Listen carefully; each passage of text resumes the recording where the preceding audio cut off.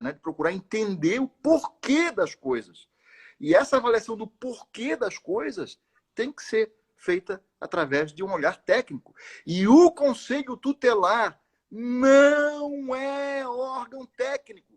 Não quer dizer que não tenha que ter um mínimo de conhecimento, mas o Conselho Tutelar não pode, de maneira alguma, substituir o papel que cabe aos órgãos técnicos, que o município também tem o dever de dispor dentro da rede e que devem, obrigatoriamente, intervir nesses casos, para fazer o diagnóstico e, eventualmente, claro, fazer a escuta no contexto do diagnóstico, para que a gente possa, a partir daí, elaborar o plano individual e familiar, definir as ações que vão ser desencadeadas junto à criança e junto à família. Porque essa terminologia que a lei utiliza, ela tem essa característica. Veja, diz, né, a lei, plano individual e familiar. Porque justamente ela quer deixar claro que não é só a criança que tem que ser nossa preocupação. Nós também temos que nos preocupar com a família. A família também tem direito à proteção por parte do Estado. Quem diz isso não sou eu. Quem diz isso é a Constituição Federal. E o próprio Conselho Tutelar, assim como os outros órgãos da rede de proteção, tem o dever de também proteger a família e de proteger a criança, preferencialmente, no seio da sua família. É claro que pode até haver uma situação excepcional que justifique uma solução diversa. Mas isso tem que ser apontado claramente. Não pode ser presumido. Não pode ser algo que não. No susto eu vou fazer isso, ou no chute eu vou fazer isso. Isso tem que ser algo muito bem, né, documentado, muito bem justificado, para que nós possamos tomar uma atitude, especialmente atitudes que são mais contundentes, que são mais enérgicas em relação a uma criança, um adolescente ou uma família. Né? Então, isso é muito importante. Em relação à questão da rede e da escuta, também é importante, você mencionou o comitê.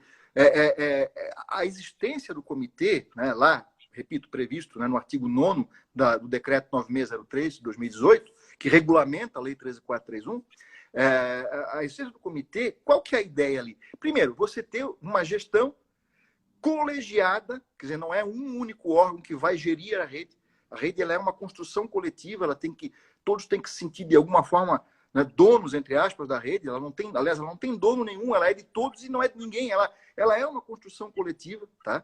E essa gestão colegiada, ela tem que ter, né, uma organização. Não quer dizer que todo mundo... Não, deve ter um regimento interno, tem que ter uma organização tal, em que ela vai, a partir daí, se reunir periodicamente, tomar decisões quanto a fluxo, protocolo, vai estabelecer as referências, né? Quais são os profissionais de referência, os contatos desses profissionais de referência, para que eles possam estar à disposição, não é à disposição do Conselho Tutelar, não é à disposição do promotor, não é à disposição do juiz, é à disposição da criança, do adolescente, da família, do cidadão, de quem necessita a qualquer hora do dia ou da noite.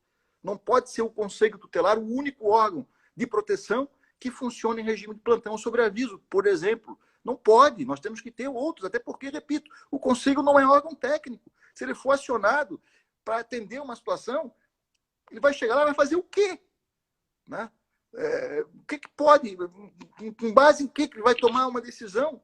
Não é assim. É que nem chamar o conselho... o município não tem SAMU, que é o serviço de atendimento lá de emergência, ou SIAT, como em alguns lugares chamam, né? O serviço médico lá. Eu não tenho serviço de saúde, eu vou chamar o Conselho Tutelar para atender a criança que está lá com algum problema de saúde. Não é. Quem tem que ser chamado é o profissional de saúde.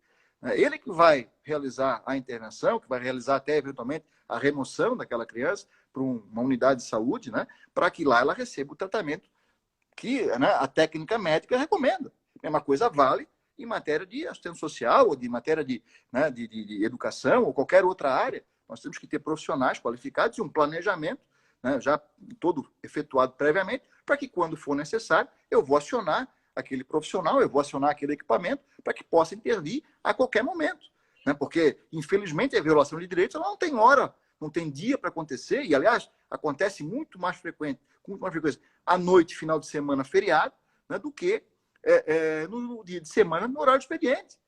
E, evidentemente, que o poder público tem que estar preparado, não é o Conselho Tutelar apenas, é o poder público que tem que estar preparado para atender essas demandas a qualquer momento, na hora que elas surgirem.